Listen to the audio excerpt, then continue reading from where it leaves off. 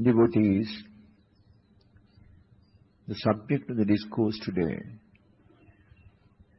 is ego. What is this ego? It is the creation of I and mine in one's mind. Buddha refers to the five grasping groups which contributes to the creation of a being in one. The five grasping groups are, as I explained to you earlier, is the production of the consciousness. We possess six sense bases, and experiences we gain through the six sense bases are felt as a result of the creation of a thought. In the process of the creation of the thought, there is also a delusion created in the mind that there is a being within one. This being is created in the mind as a result of the five grasping groups, which are grasping group of form, grasping group of feeling, grasping group of perception, grasping group of volitional activity, and the grasping group of consciousness. These five grasping groups are the same as the five mental factors which the consciousness produced to create the thought to experience an object through a sense space. They are the very mental factors and not something introduced from outside. Around the body of the person who experienced the object through any sense base, the delusion is created that there is a being existing who feels, who perceives, who performs a function of the sense-based activity in the nature of seeing, hearing, smelling, tasting, contacting, and thinking. And these activities are again created in the mind in the very act of the creation of the thought as a delusion. The delusion makes one feel that there is a person within one who commits these acts, whereas there is no such person, and all activities committed by any individual in the experiencing of sense objects are the result of cause and effect. This creation of the delusion of a being within you is named in Pali as the Sakkaya Ditthi. Pertaining to your body, a false view is created in you that there is a being living in the worldling. And the Sakkaya Ditthi is also defined as the five grasping groups. This is how a worldling acts, always creating an author within him who performs the functions of a worldling such as seeing, hearing, smelling, tasting, contacting, and thinking. The Sakkaya Ditthi, or the personality belief one would say, is a fetter that has to be got rid of as a requirement to the entry into the stream. That is stream enterer, the first stage of development along the path. And what do we do to get rid of this false view created in the worldling about the being present in him? After the devotee has developed his mind in the absorption, the first, the second, the third, and the fourth, he has achieved the ability to look into anything in depth, to understand something which is not on the surface but found in depth, to investigate clearly an object and to realize the true nature of the object. Also, this development of the mind in absorptions clearly enables one to understand and live in the three realities of life: impermanence, unsatisfactory nature of things, and the soullessness. After he has completed the development of the mind in concentration, then we divert the yogi, the devotee, to develop within him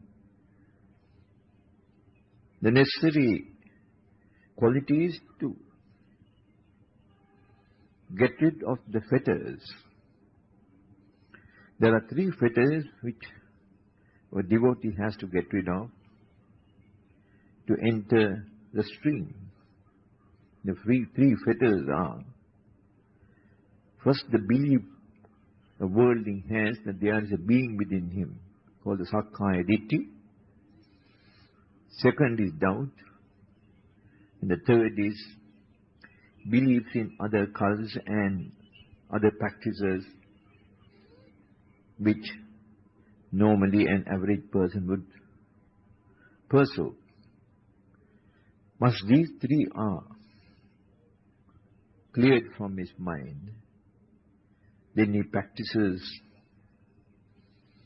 the realization of impermanence, which will lead him to the fruition of the stream entry.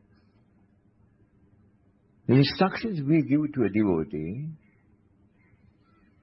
to overcome this belief of a person being in him, Sakkaya Ditthi, is to observe every movement carefully. So to say, live in full mindfulness. Always peeping within him to find out what is exactly happening. Then he realizes that every activity he commits is the result of a direction given by the mind. Originally he thought that it is somebody in authority who directs his activities. But now when he observes his mind carefully, inwardly directing his thinking, he sees that prior to any commitment by the body in the nature of an act, there is a thought arising, and the thought directs the body to perform that act. This he observes in motion, in activity, not just thinking.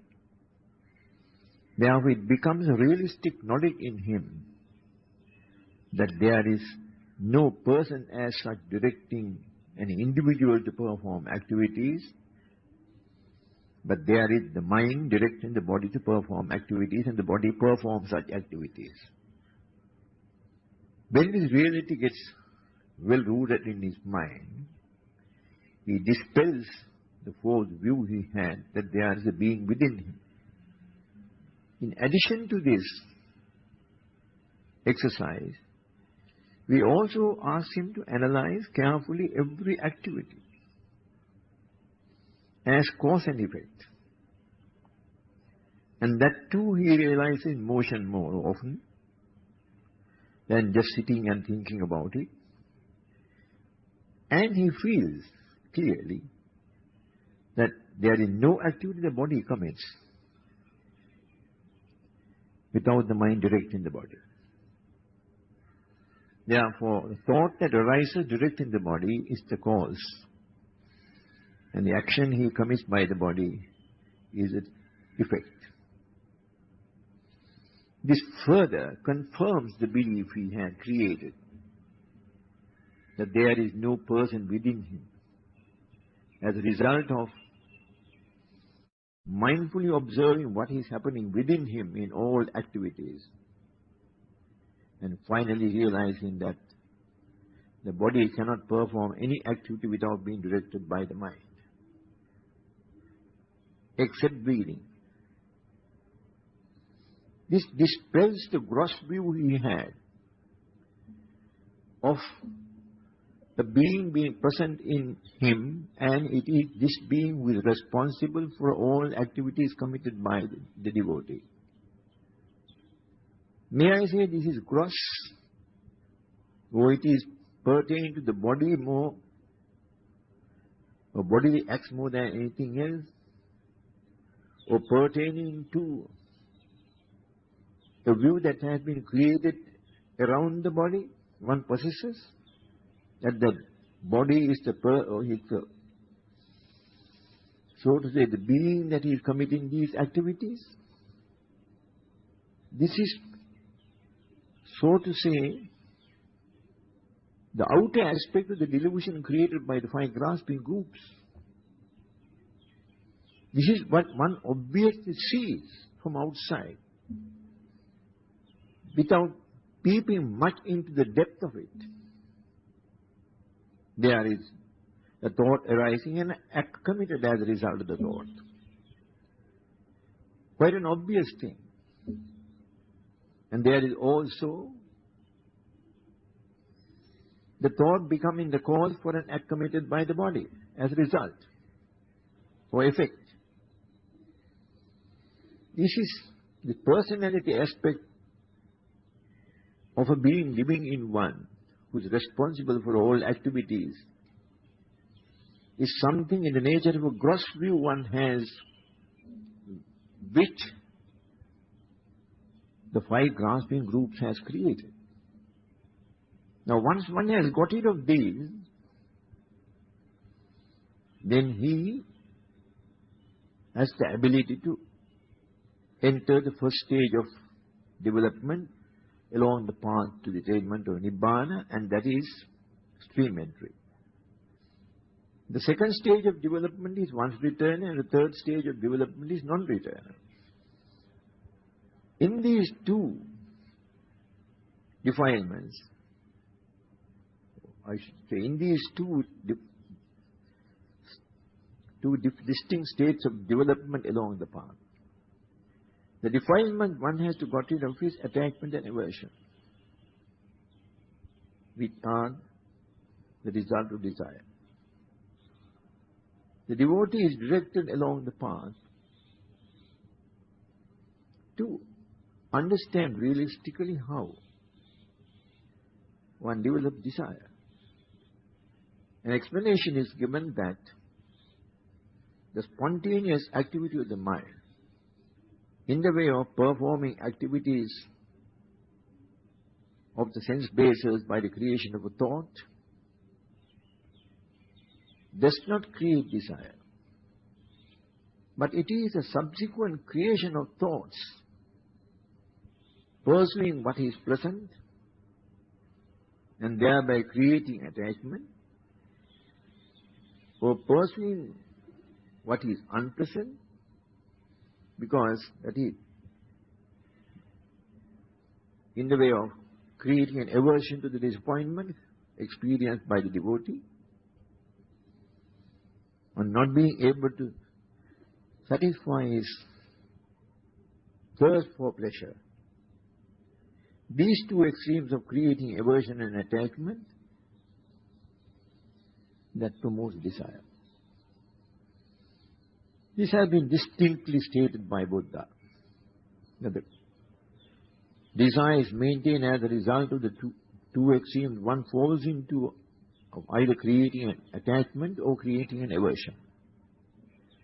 And these two activities are not the direct result of a thought being created to perform the activity of sense base, but are the direct results of the creation of unnecessary thoughts connected with the object one has experienced through the sense base.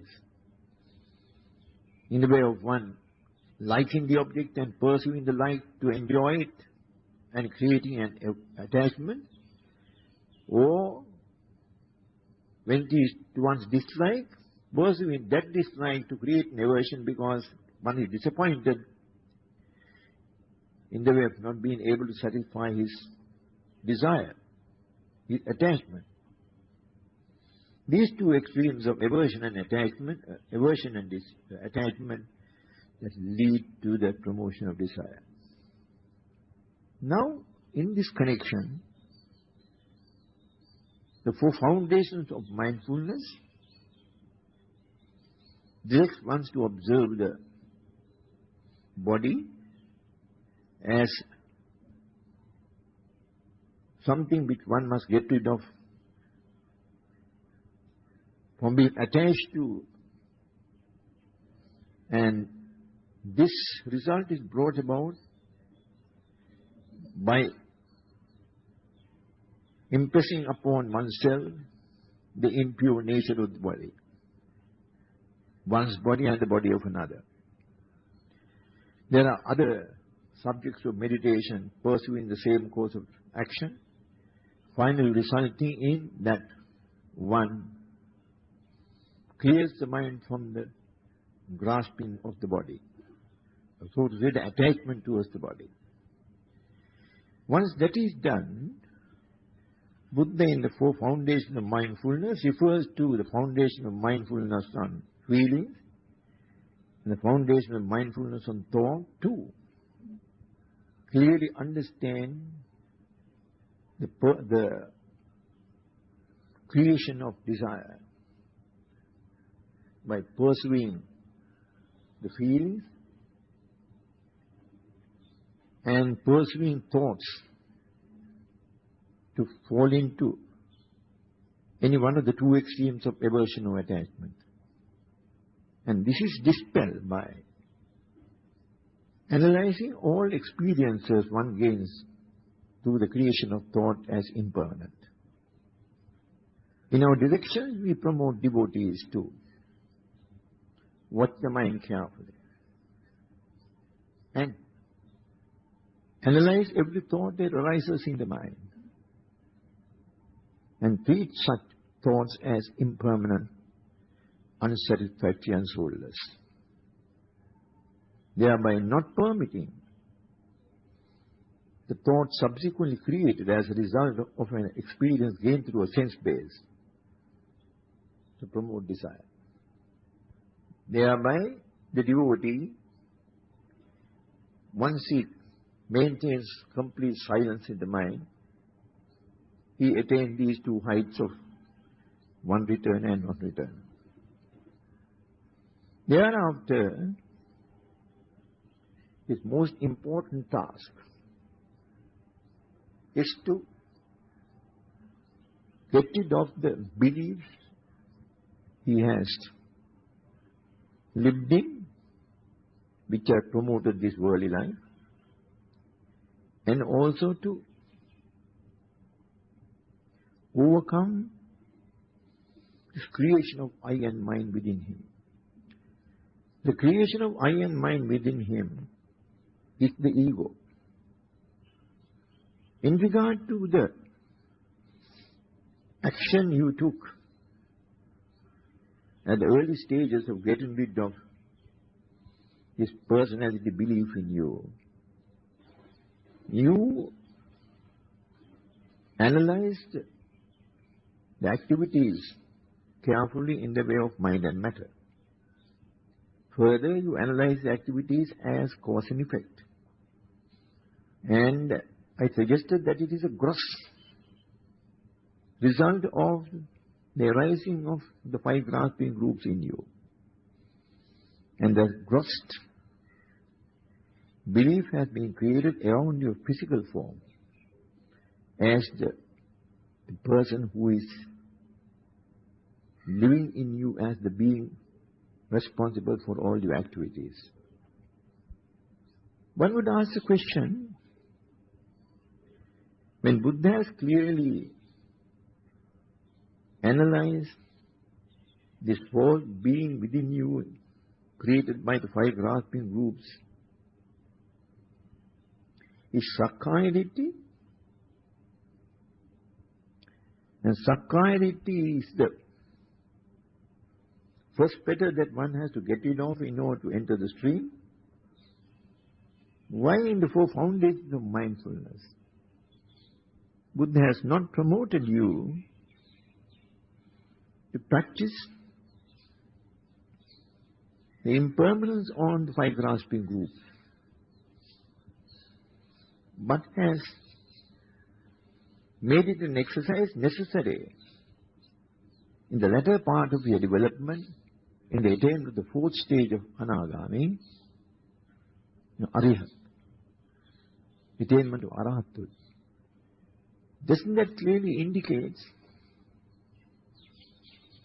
though the five grasping groups has promoted this fourth view in you as the being present in you,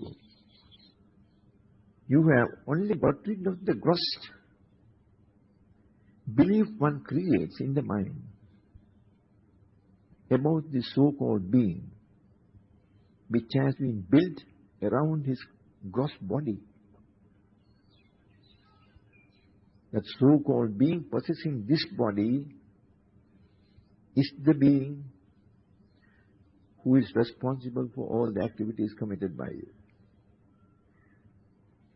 And this gross development personality belief in one has been got rid of by analyzing the mind and body, which are the two conspicuous divisions of this so-called being, to convince yourself that this body and mind do not create a being, but they perform activities such as thinking and committing physical acts. In regard to the body, physical acts are committed only when the mind directs the body. And with regard to thinking on its own, the mind thinks. Therefore, in the first instance, in getting rid of this fetter Sakkaya Ditthi, you looked into the aspect of the personality, the physical activity of this so-called being. That is why we directed our mind in analyzing all our activities as body and mind, functions of the body as directed by the mind, and also all such activities as causally created, the cause being the creation of a thought, and the activity the result of the creation of that thought. It's quite obvious that it is the gross nature of that creation of the being within us that made us to be convinced that there is the body and the mind and nobody else. But this ego refers to something deeper than that. It refers to I being the person responsible, fixing upon yourself as I the person responsible for all your activities. And there is a possessor, mind, created by the I itself. Now it is clearly a false view. Ego is nothing but a bundle of thoughts. Why do you say that it's a bundle of thoughts? Ego is created as a result of thoughts created by you to experience things through the six sense bases. And in this very act also the delusion is created that there is a being by the five grasping groups. And we have dealt with the gross aspect of the delusion centered around the body. But the inner, so to the spirit of that false delusion is the creation of this I as the person responsible for all activities. And along with the I, his possession comes, mind. Buddha did not, in the early stages of getting rid of the personality aspect, which is the gross nature of this creation of the being, to develop any meditation on the five grasping groups. In the foundation of mindfulness is the development of the mind to the highest stage of development, of attainment. He directs you in the first instance to examine your mind carefully so that you get rid of all hindrances from the mind. Hindrances hinder the mind developing to a higher state in the way of concentration. One. In the way of realization of the truth too, of creating wisdom in you. Therefore, you first clear the hindrances out of the mind. And then he analyzes the five grasping groups as impermanent, unsatisfactory and soulless. And that is a clear indication he is directing you to get rid of this subtle creation of the I within you. This subtle creation is also created by the five grasping groups. The I is gross nature being the personality which you got rid of as Sakkaya Ditthi. Now this I and mind, which is the ego, is something formed in that. And after analyzing the five grasping groups as impermanent, unsatisfactory and soulless, what you are expected to do is to carefully understand step by step as cause and effect the creation of a thought in you to experience activities by the eye in seeing a visual object, activities by the ear in hearing sounds, activities by the nose in experiencing smells,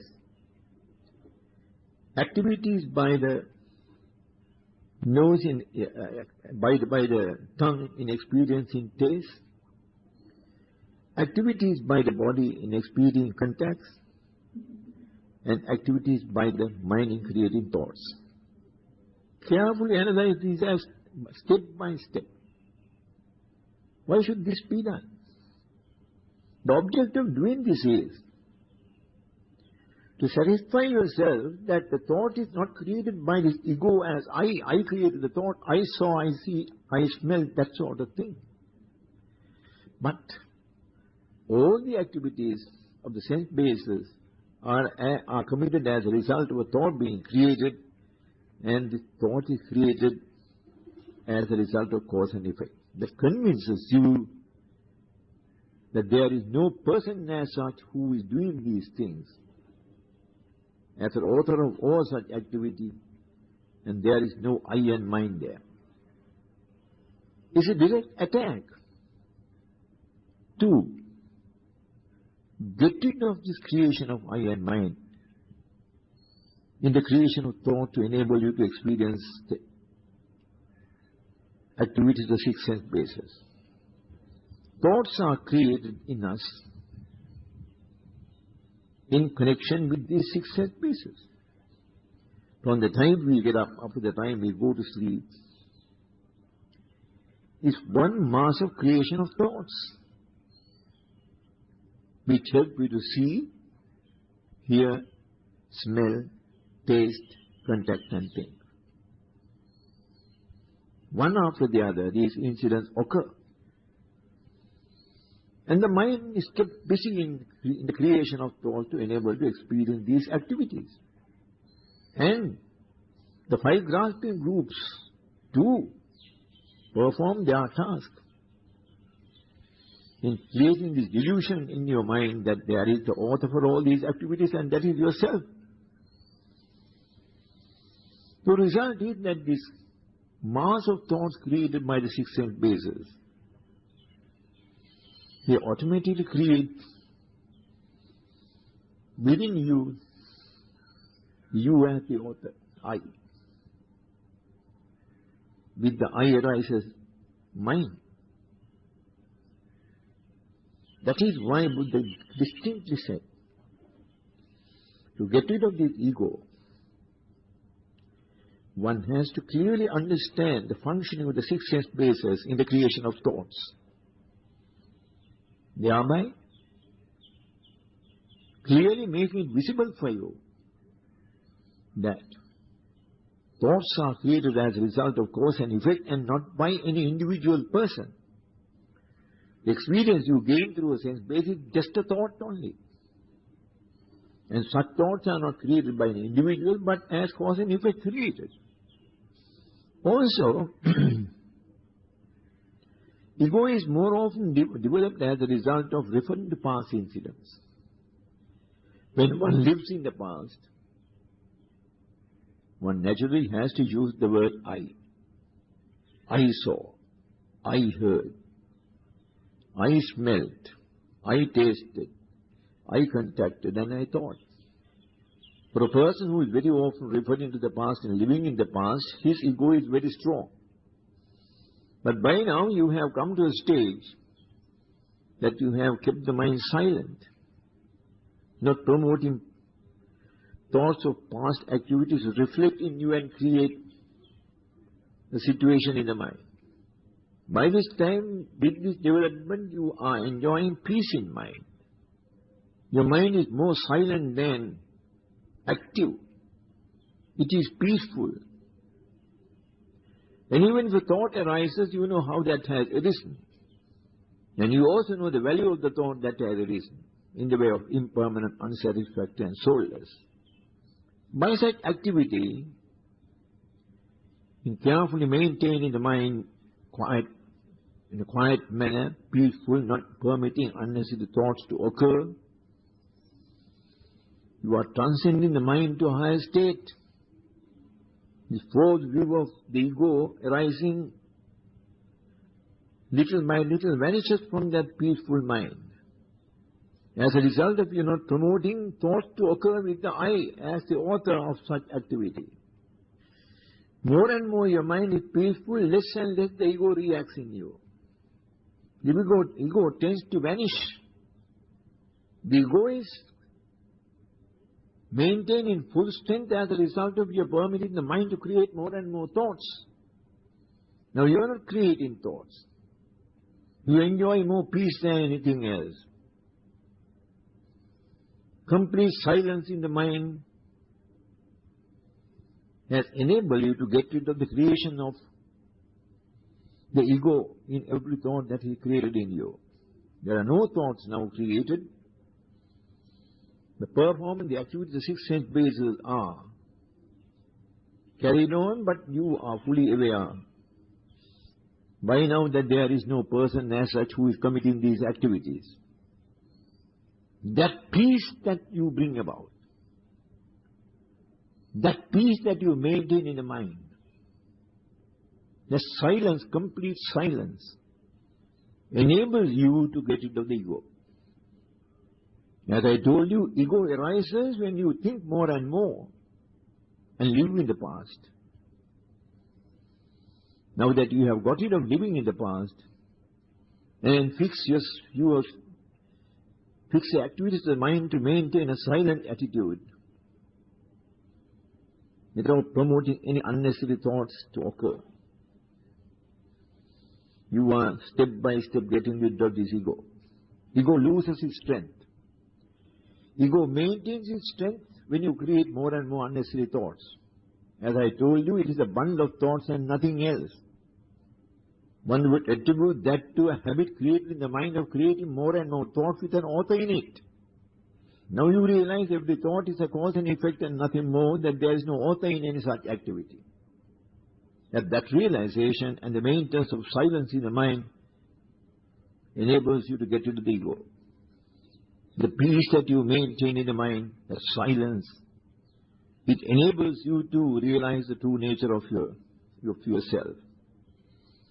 That these so-called thoughts that we created in connection to six sense bases, which are not the thought that promote the activity of the bases, but promoted the subsequent creation of attachment and aversion, are absolutely not necessary for one's existence.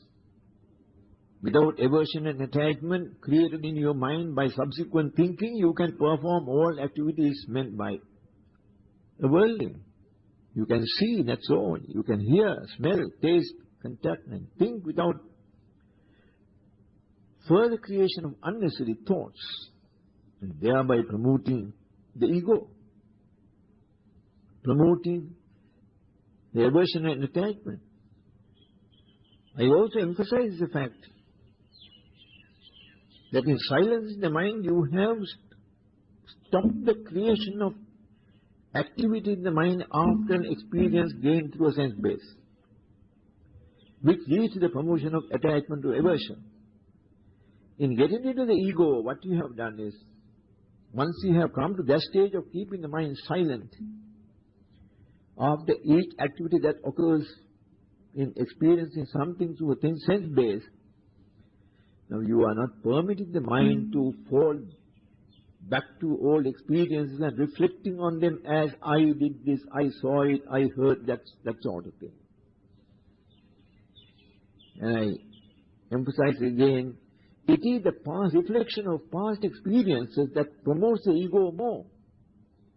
When your immediate creation of thoughts after every experience you gain through a sense base create desire, and when such activity is completely stopped and you maintain the silent attitude in the mind, the creation of incidents of the past, reflecting on them, that promotes the ego.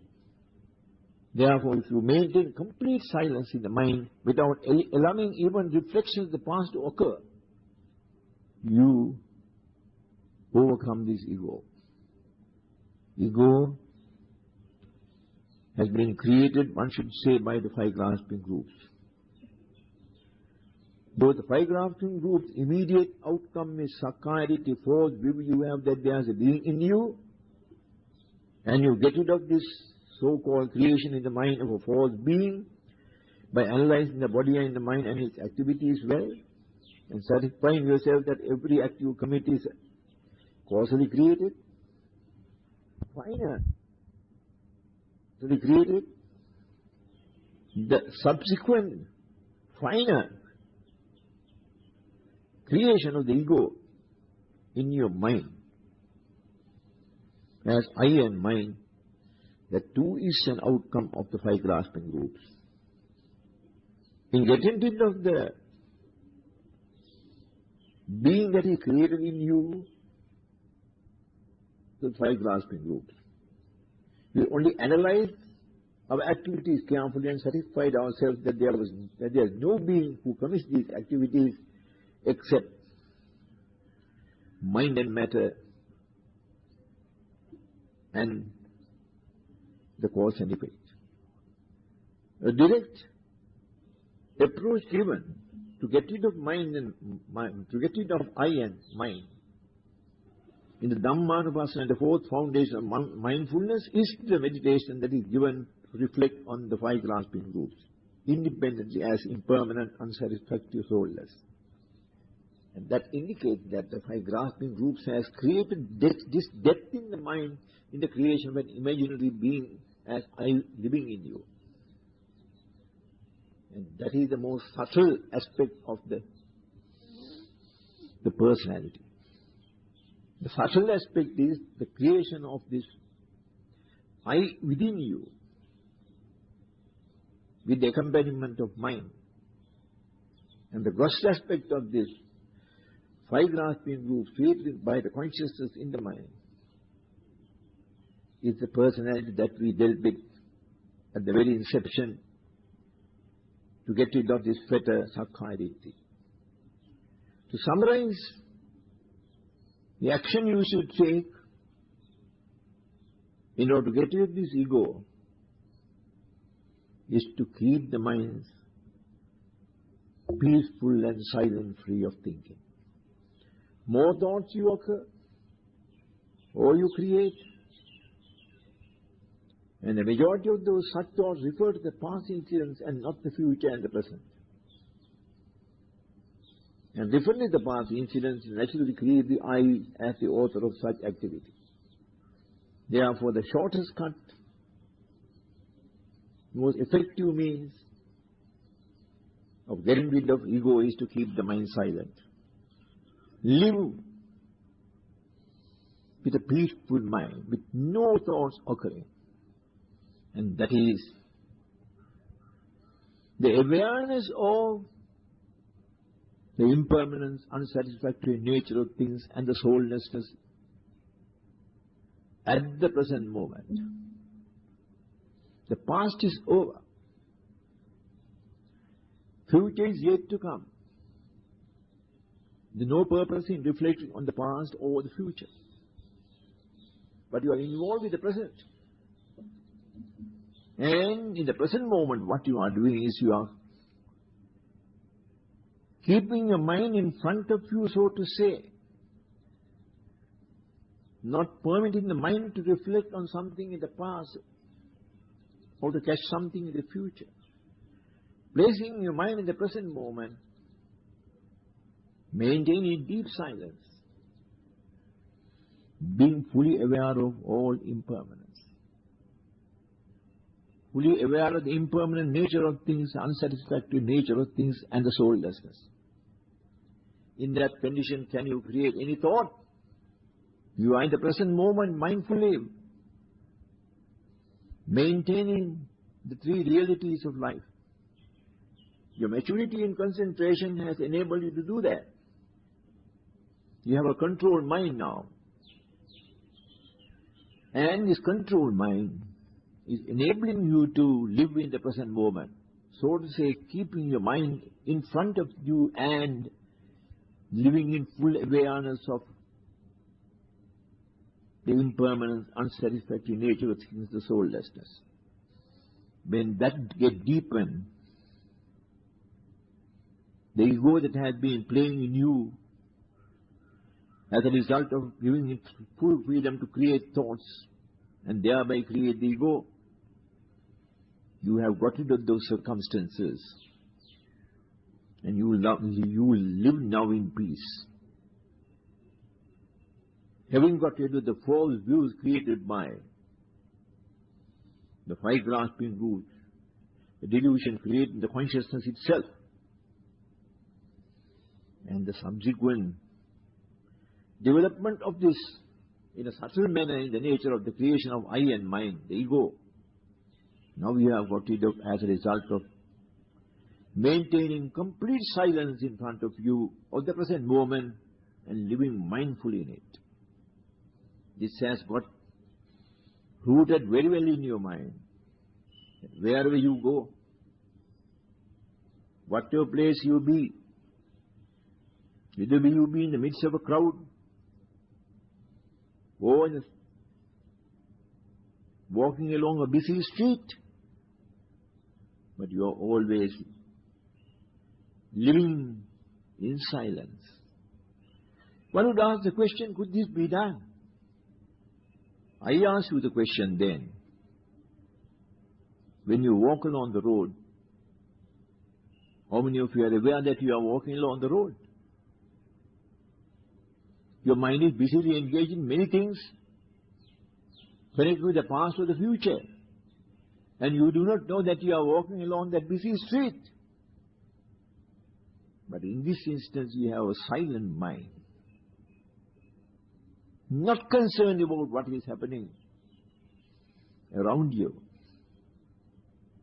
In a worldly way, you are deep in silence and unconcerned you walk as a peaceful being.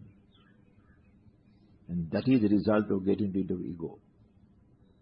And you reach that stage, brothers and sisters, after you have entered the third stage of non-returner, And when you proceed to practice the balance exercises in meditation, the fourth foundation of mindfulness, ego, to summarize, is not something that exists in your mind as a natural outcome of your mind or of your consciousness. It is something which you have created as a belief. And this action you took, and the final positive step you took to keep the mind in the present moment, living completely in mindfulness of what is happening now, not thinking but in silence, has finally led you to the giving up of your ego. If you carefully pursue the instruction given by Buddha in the fourth foundation of mindfulness, by the time you reach the stage of analyzing your sense-based activities as a creation of a thought, step by step as causally created,